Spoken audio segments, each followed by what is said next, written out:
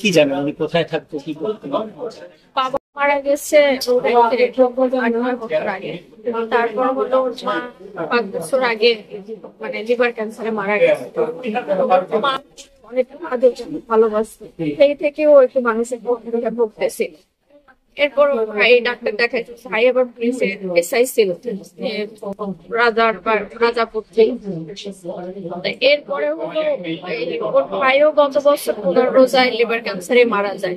ওর ভাই মারা যাওয়ার পরে হলো মানসিক ভাবে আরো ভেঙে পড়ে এবং একদম মানে উন্মাদ হয়ে যায়, রাস্তার পাগল হয়ে যায়। তারপর আমরা অনেকবার ট্রাই করছি যে ওরে পাবনা নিয়ে চিকিৎসা করানোর জন্য। ওরে ধরে যদি সিকল টিকল দিত, ও সিকল ভেঙে ছুটে যায়। তাই এই জন্য মানে কেউ সঠিক করে মানে করতে পারতাম, চিকিৎসা করতে পারতাম এই।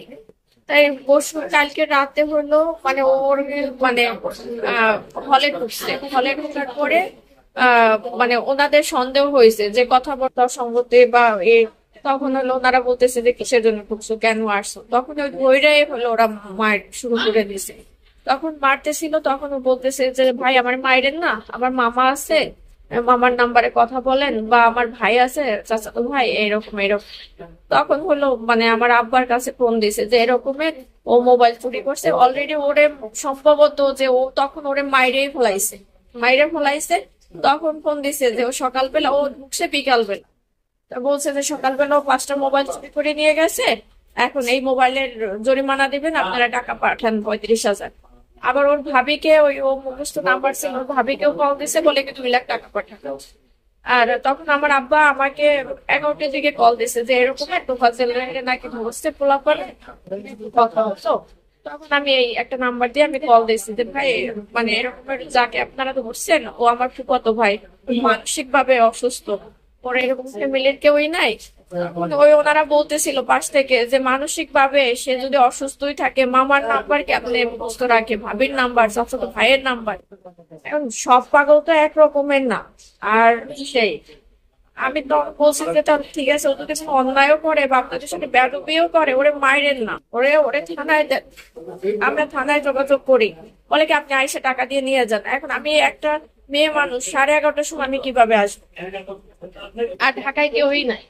এই এরপরে উনি ঢাকায় মূলত কবে এসেছিল এবং কোথায় থাকতো এরকম কিছু আপনারা জানেন কিনা? পথে ঘাটে শুয়ে থাকে বা ও কারো বাসায়ও যায় না যে ওরে কেউ মানে করবে। ওই আসে আবার গাড়িতে চলে যায়, আবার বাড়িতে থাকে, আবার রাস্তায় শুয়ে থাকে। মানে ওর সঠিক কোনো ঠিকানাও ছিল না, বা সঠিক কার কাছে থাকতো।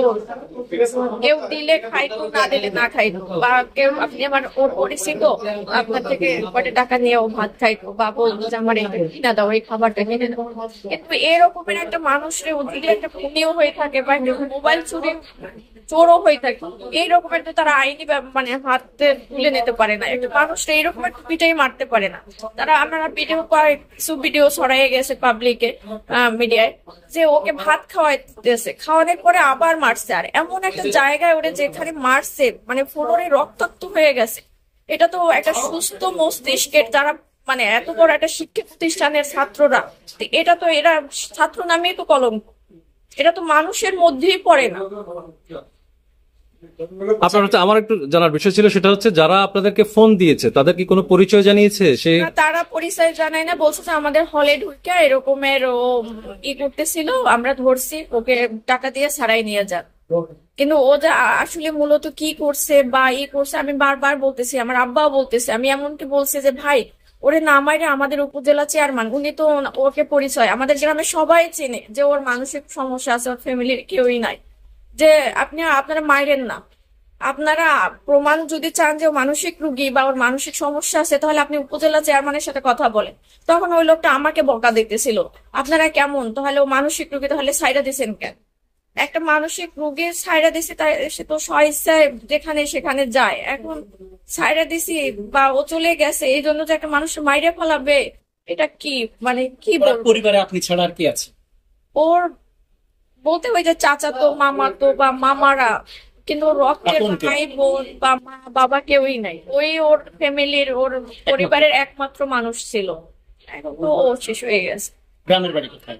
গ্রামের বাড়ি হলো তালুকের চট্টগ্রামে। কোন জেলায়? এটা বরগুনা, থানা পাতা। আচ্ছা, ওই আরেকটা বিষয় জিজ্ঞেস করা, আপনি কি যখন ওরা ফোন দিয়েছে আপনাকে, বলেছে যে সে চুরি করেছে, তখন কি আপনারা জিজ্ঞেস করেননি যে আপনাদের কাছে কি প্রমাণ আছে যে সে চুরি করেছে, এমন কোনো প্রমাণ আছে? কি বলেছে? ভাই এই পরিস্থিতি হবে বা এই মুখোমুখি আমরা ফেস করবো এটা তো আমিও বুঝি না, আপনারাও বুঝেন না।